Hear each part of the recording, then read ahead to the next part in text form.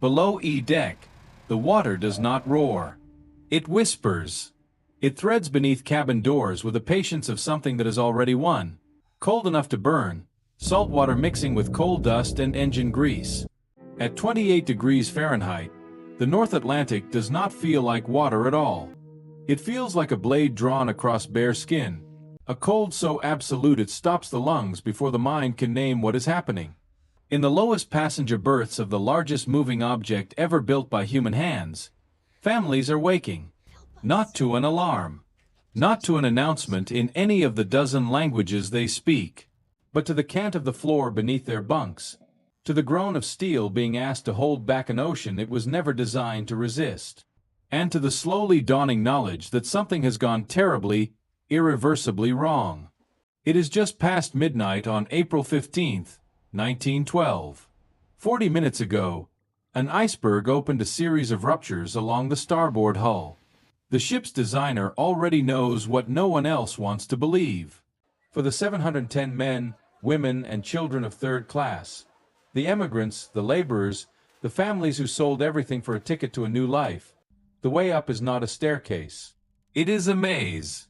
And the gates that separate their world from the decks above have not yet been opened. Whether those gates would open in time, and for whom, is a question that would haunt two nations and fuel two government inquiries. More than a century later, it remains one of the most damning indictments of the age that built this ship. The Titanic was not merely a vessel. It was a floating cross-section of Edwardian civilization, a world rendered in riveted steel and white pine, where your ticket price determined the quality of your bedsheets. And on this night, your proximity to survival. The year is 1912, and the North Atlantic is the great highway of the Western world. Every week, ships carry thousands of emigrants from the old empires of Europe to the ports of America. Italians from Campania, Swedes from Smaland, Irish from County Mayo, Syrians from the Ottoman provinces, Finns, Croatians, Russians fleeing pogroms, Armenians fleeing worse. Third class was the economic engine that made the great liners profitable. First class was the advertisement. Third class was the revenue. But the architecture told a different story. Third-class cabins sat on the lowest passenger decks, D, E, F, and G, where the thrum of the engines never ceased and the smell of heated metal hung in the recycled air. The route from these cabins to the boat deck wound through narrow corridors, up steep staircases, through doors and companionways that many passengers, aboard for only 4 days, had never navigated. And at critical junctures, metal gates, barriers mandated by United States immigration law, installed on every transatlantic liner to separate steerage until inspection at Ellis Island. On any ordinary crossing, no one gave them a second thought. But this was not an ordinary crossing. And in the mathematics of disaster, the location of your cabin and the barriers between you and the lifeboats would matter more than courage, more than strength, more even than the will to survive. The Titanic's designers had imagined a ship that could not sink. They had not spent a single hour imagining how, if it did, the people at the bottom would get out. That failure of imagination was about to exact a cost measured in entire families erased from the earth. The iceberg strikes at 11:40 p.m. on April 14th. On the upper decks, the impact is subtle. A shudder, a faint grinding, something that rattles the water glasses in the first-class dining saloon. Many passengers sleep through it entirely. Below, it is a different experience. In the forward third-class berths, closest to the point of impact, passengers feel the collision in their bones. The sound is metallic, immense. The shriek of the iceberg's underwater spur dragging along the hull plates, popping rivets like buttons off a shirt. In Boiler Room 6, the sea bursts through in a jet so powerful it knocks men off their feet. Stokers who have spent the voyage shoveling coal in 100-degree heat, hit by water 2 degrees below freezing. Some of the firemen make it through. Some do not. In the corridors forward, passengers notice water on the floor. Not a rush. Not yet. Some go up to the well deck and find chunks of ice scattered across the planking. A few pick up fragments, joking. The ship is unsinkable. Everyone knows that. The newspapers said so. But the water is rising. And the ship's designer already knows it. By 12:15 a.m., Thomas Andrews has done the arithmetic that no one else wants to do. The first 5 compartments are flooding. The ship can survive 4. She has perhaps an hour and a half. Captain Smith gives the order to uncover the lifeboats. In first class, stewards knock on stateroom doors, help passengers into lifebelts, escort them to the boat deck. The evacuation has a structure, a chain of command, a proximity to the lifeboats, a language shared between crew and passenger. In third class, no such system exists. There are not enough stewards assigned to the lower decks. Many passengers speak no English. They speak Swedish, Finnish, Arabic, Italian, Croatian, a babble of tongues that no single crew member can address. When passengers begin to make their way upward, through labyrinthine corridors, following instinct and half-understood directions, they encounter the gates. Some accounts describe stewards standing at the barriers, holding passengers back, telling them to wait. Wait for what? The stewards themselves may not have known. On a ship with enough lifeboats, this delay might have been merely unjust. On a ship with lifeboat capacity for barely half its passengers, it was something else entirely. Some gates were eventually opened. Some were forced by passengers who refused to wait. But for every person who found a way through, there were dozens of families who never did, who wandered corridors filling with seawater, who returned to their cabins because they had nowhere else to go. The Sage family was among them.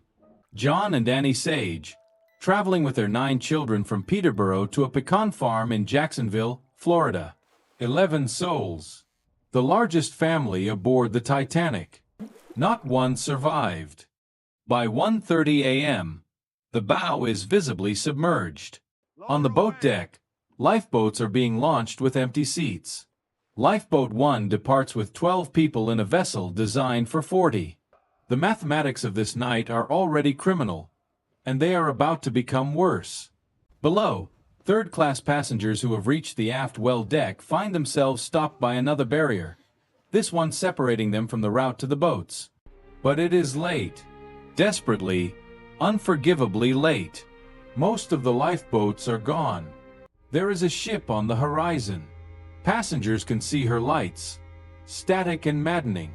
Titanic fires 8 distress rockets. White starbursts climbing the black sky. The ship does not respond.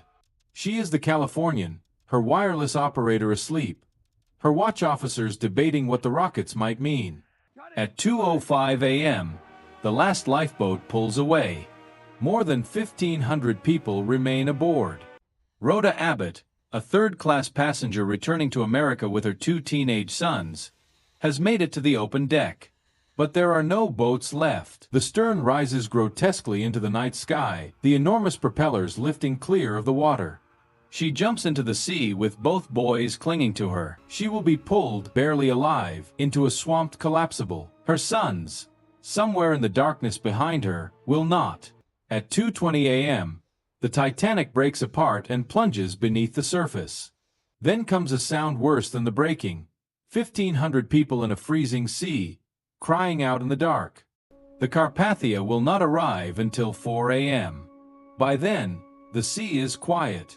The mathematics of survival follow a pattern so stark it reads less like tragedy and more like a blueprint. In first class, 62% survived. In second class, 41%. In third class, 25%.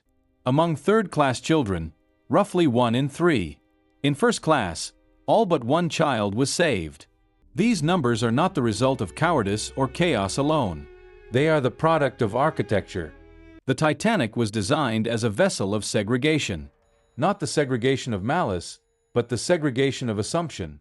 The unquestioned Edwardian certainty that the classes occupy different worlds, and that those worlds need not intersect. The ship's layout encoded this belief into steel and stairway.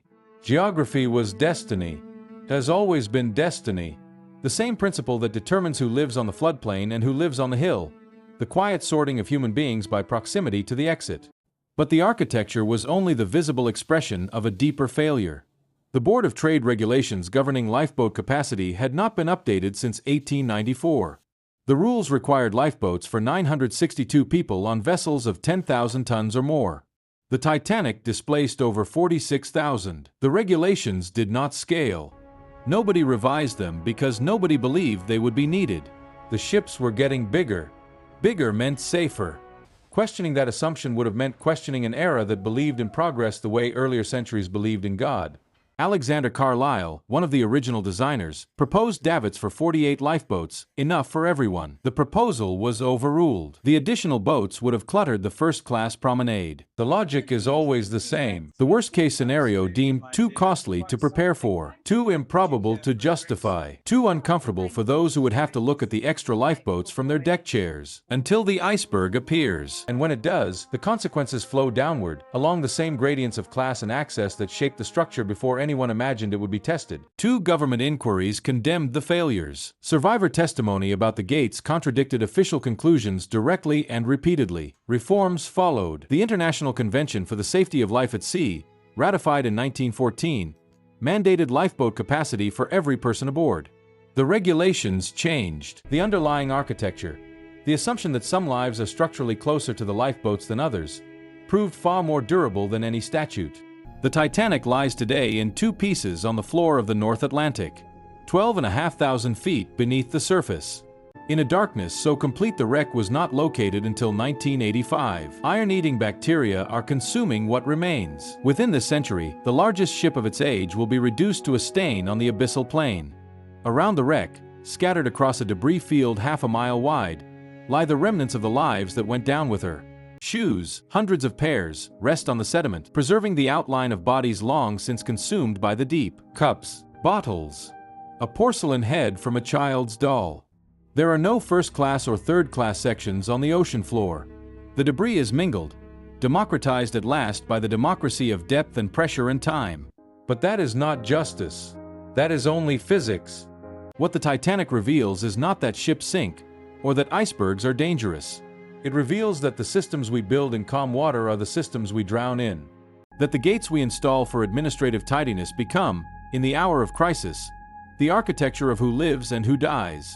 That every hierarchy insists it is merely practical, merely the way things must be arranged, until the deck tilts and the people at the bottom discover that the distance between their cabin and the nearest lifeboat was never an accident of design. It was the design. And the sea which holds them all now, steward and stoker, millionaire and emigrant, the woman who jumped and the children who could not. The sea does not ask who paid for their passage. It collects everyone the same way. The difference was never in the destination. It was in who was allowed to reach the boats.